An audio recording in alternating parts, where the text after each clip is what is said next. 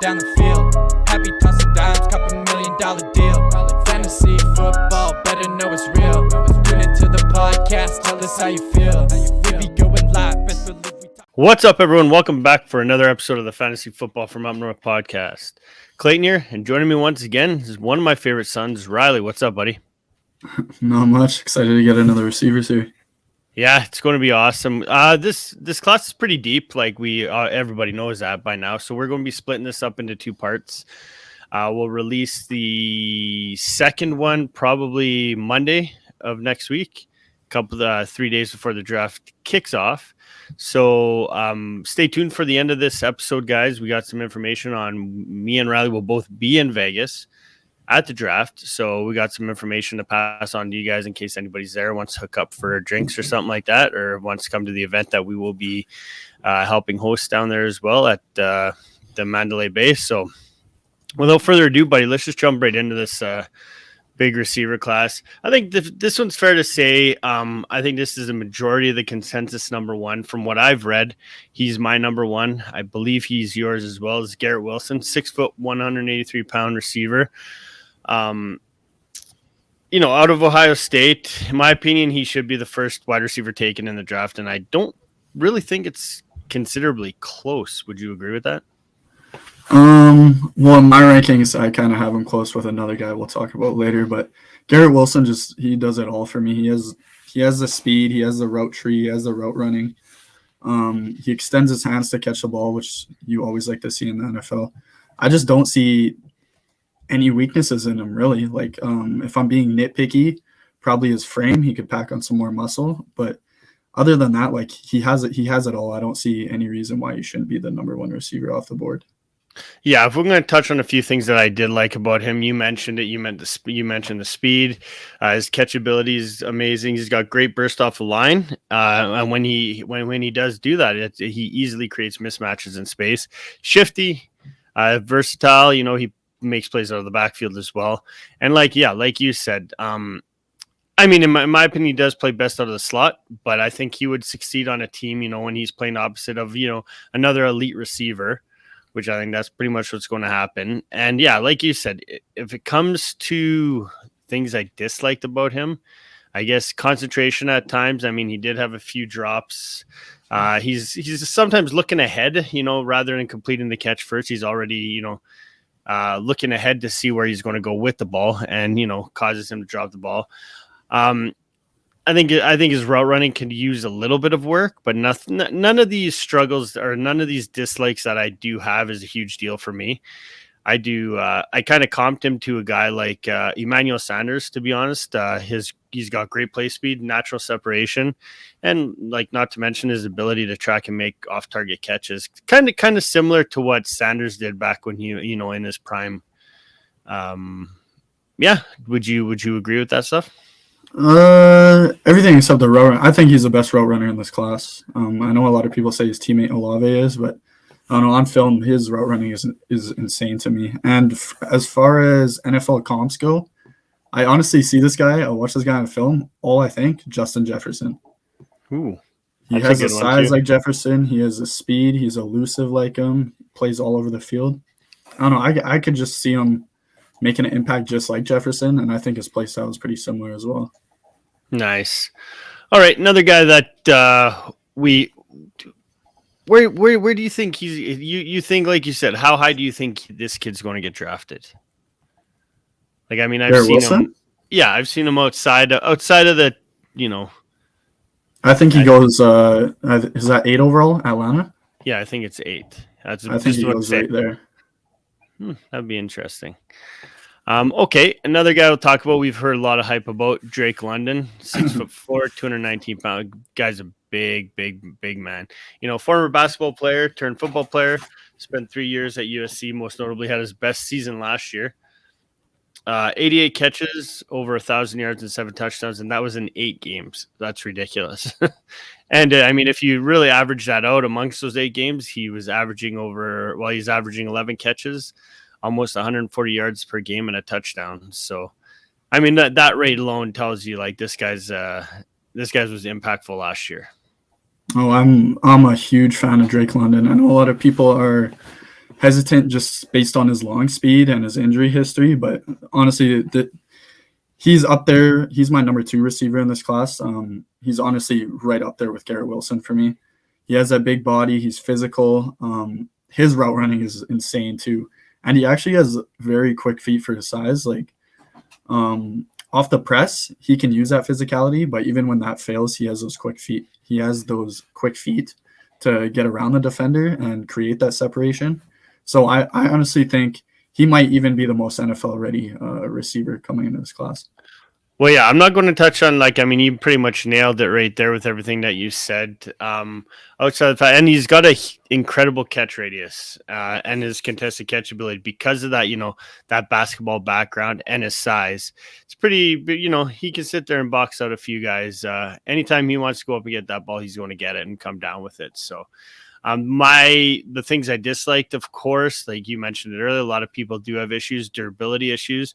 Only played 8 games last year, fractured his ankle. They do think he will be ready for the 2022 season, so that's without question. And outside, like you said, not many weaknesses. He isn't a burner, so he's going to have to use that size and that strength to beat his defenders. And maybe another knock would be, a lot of the production last year came off of screenplays, from what I saw. He's not going to really get those opportunities at the, all the time at the NFL level. So, a big comp for him based on his size alone would be kind of similar to a guy like Mike Evans. Yeah, that's what I had. I had Mike Evans / kind of Adam. I see a little Adam Thielen in there with his route running. Yeah, well, his size alone, and his physicality is just that's what we see. That's what we saw out of Mike Evans all last year, right? In the red zone. So that's all he did was went up there, got the ball, boxed his guys out, and came down with it every time. So I do believe that, like you said, I do believe London will produce solid numbers wherever he gets drafted this year. And I do agree with you when you say that he is very NFL ready, and I think he'll make an impact day one. Yeah, exactly. Now, that was your number 2. So we both agreed Garrett Wilson's our number 1. You had Drake London number 2. I have him 3, right behind this guy who I have at 2, Chris Olave, 6 foot 187 pounder out of Ohio State. Very impressive 2022 season and combine alone. 65 catches, 940 yards, 13 touchdowns last year. And in the 4 years in college, he had 35 touchdowns. That's insane. That's almost 10 touchdowns a year. So that's decent stat numbers for a college career. And his speed ran a 4.39 at the combine. You can see that when you're watching video. You can see how that translates into his games.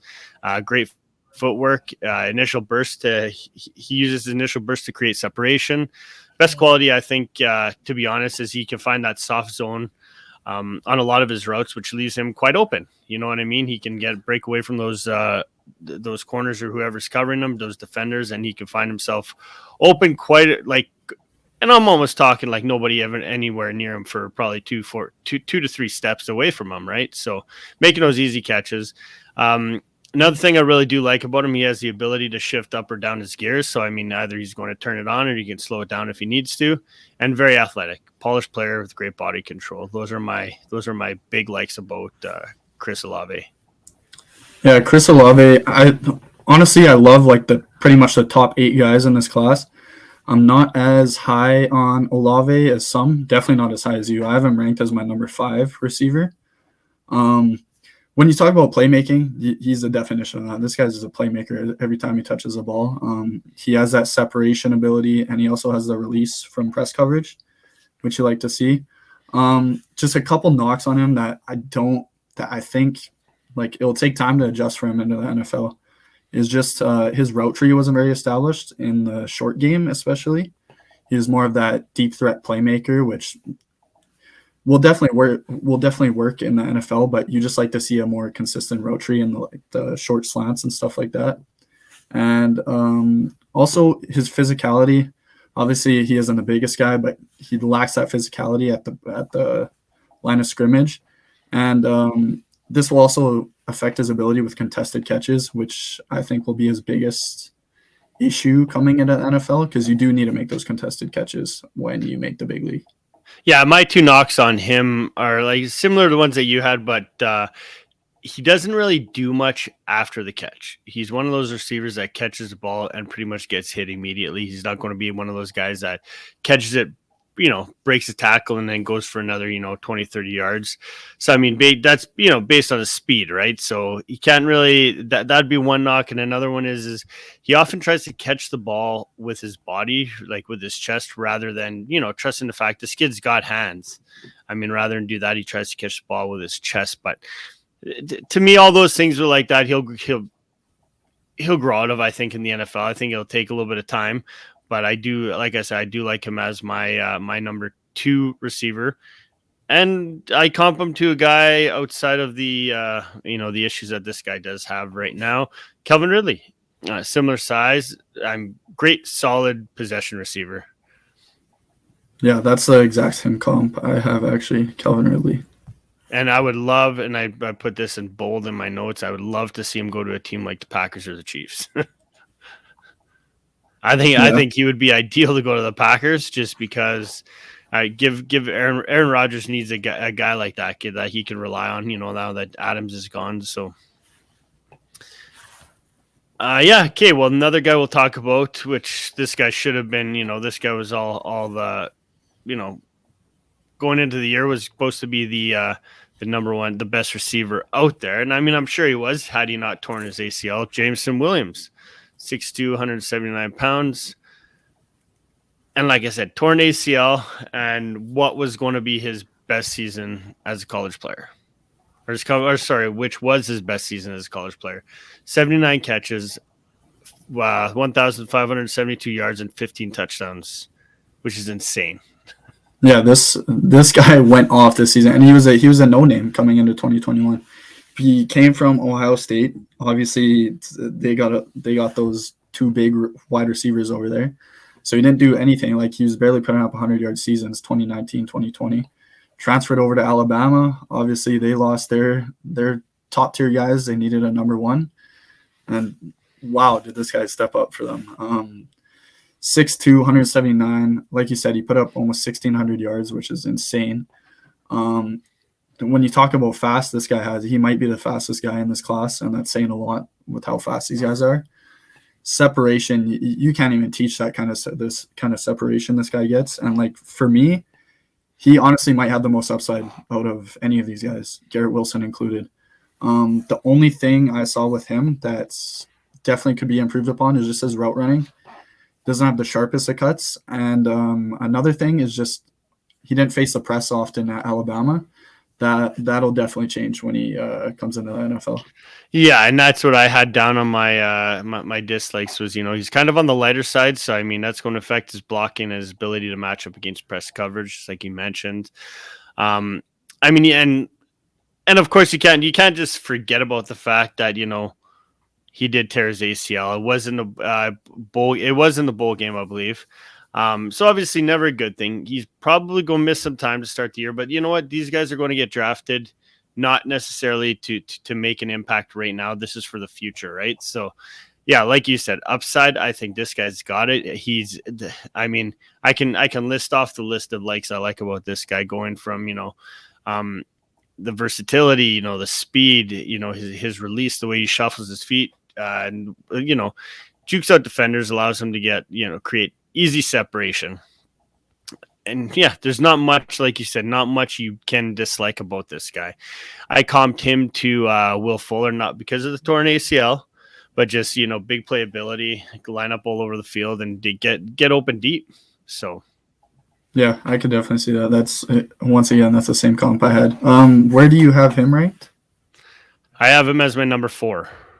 Yeah, I have him number 3, but honestly, those pretty much my top 4, they're all like in the same tier for me. So I think Jameson Williams could have as big of an impact as Garrett Wilson and Drake London. Yeah, and I do think, like I said, like when it comes to like this first, like basically part 1 of our wide receiver talk. Yeah, I mean, we're going to have similar top 5 guys, I believe, because these are the same top 5 guys. I think once we get outside of this top 5, I think that's where we're going to, disagree a little bit on and stuff like that. So, but a team I would love to see him go to, Williams, especially for future wise, would be a team like the Saints. With not knowing what's going on with Michael. Oh my God, Michael Thomas. We haven't heard from him for 2 years, but not sure what's going on with him, how he's going to, impact this team. They might need another a solid young guy to step up for the future of this team. So last guy we'll talk about in this episode is Treylon Burks, 6'2", 225. Love this kid as well. Arkansas. One of my favorite wide receivers in this class. And, to be honest with you, he was my wide receiver one after what he did this past year. But that's obviously changed. I mean, going into the year, that's where he definitely was, because he dominated. He dominated for Arkansas. Things I like about Burks is, his ability to make spectacular catches. I mean, he's not really afraid to make plays, in the middle of the field. He's not afraid to take hits. He's a physical receiver, got good size, natural hands, and versatility. Just like all these guys seem to have. We keep mentioning that with pretty much every receiver that we've talked about, is the versatility, and I think this is probably the deepest that they've been. I mean, everybody is starting to come. These receivers are starting to be used as, as we saw a guy who is talking about once out of San Fran, but Debo, the way we saw Debo Samuel's used. I mean, a lot of these kids coming out of college, they could be similar. They got similar attributes, and they could be used similarly in I think at the NFL level. Yeah, Treylon Burks is one of those guys where I will not be surprised if we look at the end of the year and say, how did everyone not have this guy ranked as their number one? Because almost everyone had him as their number one, pretty much going in towards the end of this year. The big thing was people let the combine affect their rankings a little bit, I feel like, at that 4.55 40 time. But honestly, I'm never one to look at the combine, really. I don't put much thought into that. But when you watch this guy on film, he does not look like a 4.55 runner. This guy he looks like one of the fastest receivers in college, and he has that big body to go along with it. He has that run after catch ability, and he's very smart in finding the gaps in coverage, which I think will translate very well to the NFL. My big knock with him was just short game involvement. He didn't run a lot of those short slants you want to see, and just his cuts, they could be a little crispier, and his route running could improve. But overall, like I said, at the end of the year, we could look back and this guy could be the number one receiver in this draft class. Yeah, I found what I had to do with when it did come to Burks is because, I was more impressed with what I was seeing on tape. So, a few things I did find, his release isn't that great. He's always, he's not always going to outrun his defenders. I found his acceleration isn't great. But when he does hit that high speed, he's tough to bring down, and he's going to burn people. But it's that acceleration to get to that point. And outside of that, he's got to be more consistent when it comes to his contested catches. And I think that's why he struggled at times to gain separation. You know what I mean? So overall, is he ready for the next level? Absolutely. I think he'll he'll immediately help out a team that he's drafted by from, day one. Big playability, versatility. And like you said, I think he's a very intriguing prospect. And I could definitely see him, being talked about. Any of these guys, we could talk about any of these guys. It wouldn't shock me if any five of these guys finish as the one rookie of the year. Yeah. Exactly. My comp, which I like this comp because I'm a big Texans guy, is Andre Johnson.